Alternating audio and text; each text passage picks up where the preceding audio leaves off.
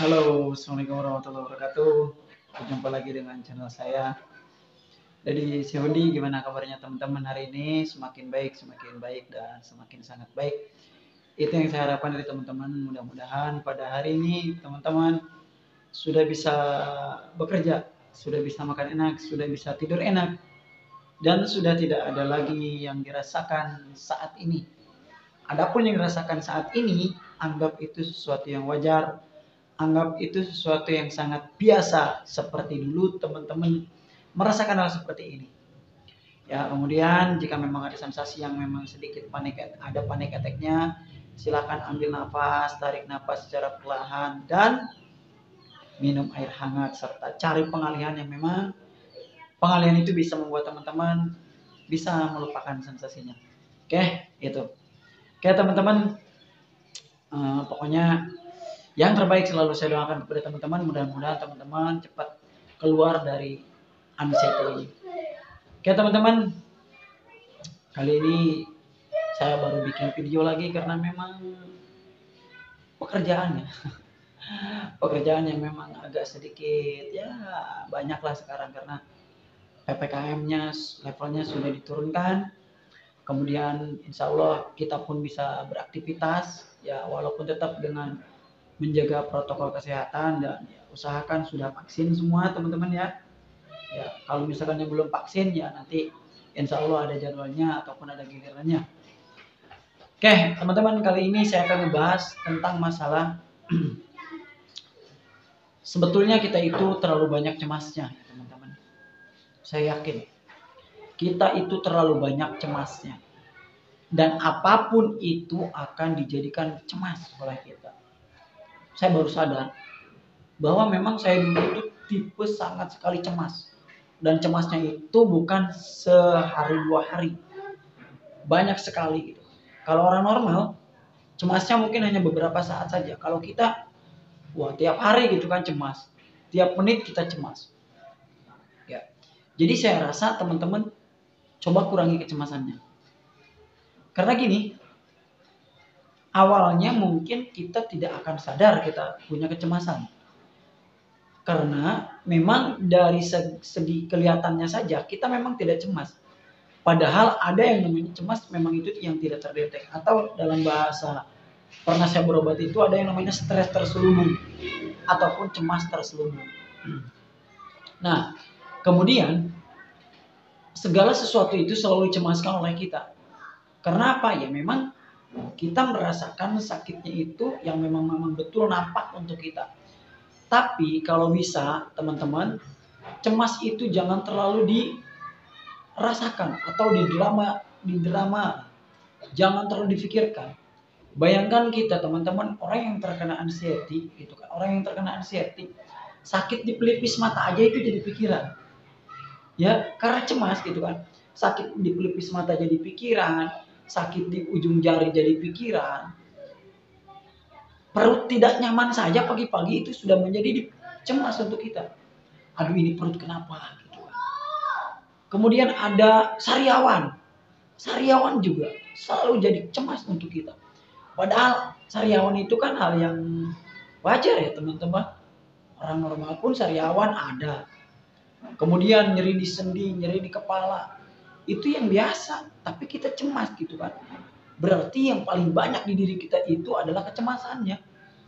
Kalau sakitnya mungkin ya memang ada gitu kan, memang ada. Tapi itu sudah normal pada umumnya gitu kan. Terus kita sakit di pundak. Ya dulu kita pernah gitu kan ngerasain sakit di pundak ketika kita memang salah tidur, atau misalkan kita salah posisi tidurnya, itu pundak suka pegel gitu kan. Tapi ketika kita sudah punya kecemasan, itu semua akan berbeda rasanya. Akan mungkin lebih ya dipikirkan lagi. Kemudian jantung berdebar-debar, keringat dingin juga selalu kita cemaskan. Sebetulnya apa yang terjadi sama kita gitu kan. Apa yang terjadi dengan diri kita. Nah, kecemasan itu terus berlanjut sehingga kita itu tidak akan sebentar untuk menghadapi kecemasan itu. Nah, kalau bisa teman-teman, cemasnya itu cukup di sini saja.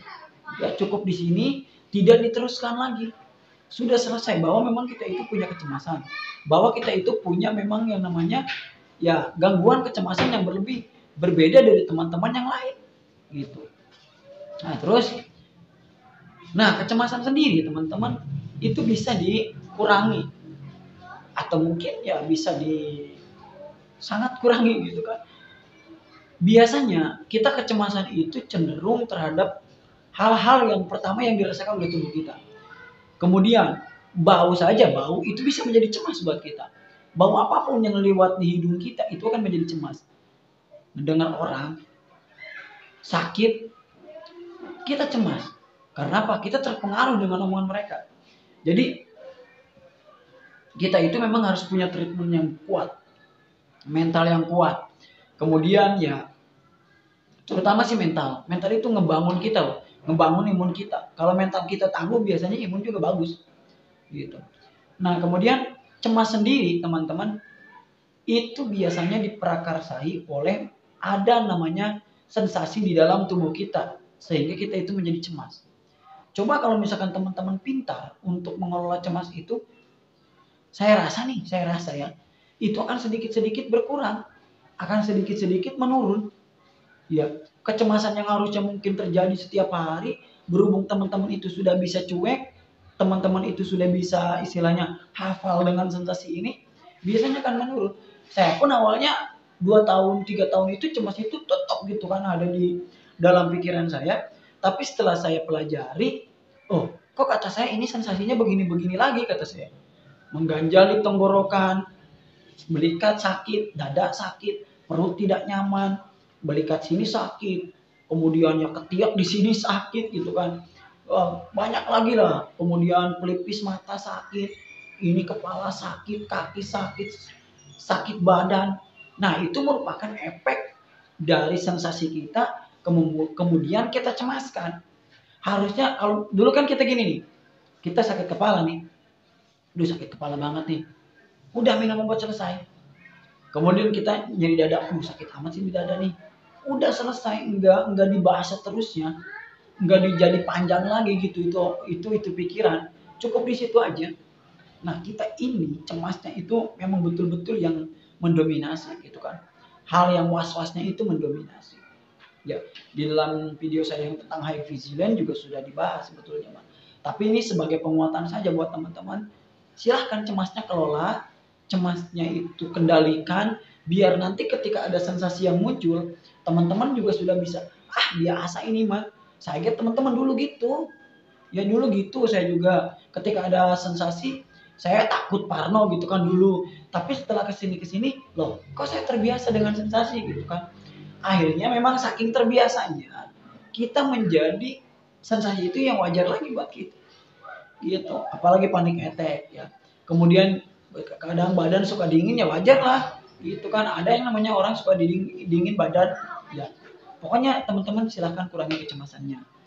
Ya kalau bisa teman-teman treatment sendiri, kemudian keluar rumah, kemudian cari represi, cari hiburan biar teman-teman lebih membiasakan diri dengan sensasi dan akhirnya pengalihan ini menjadi kesembuhan untuk teman-teman. Oke, itu saja. Ya, salam sembuh dari saya, dari Seundi.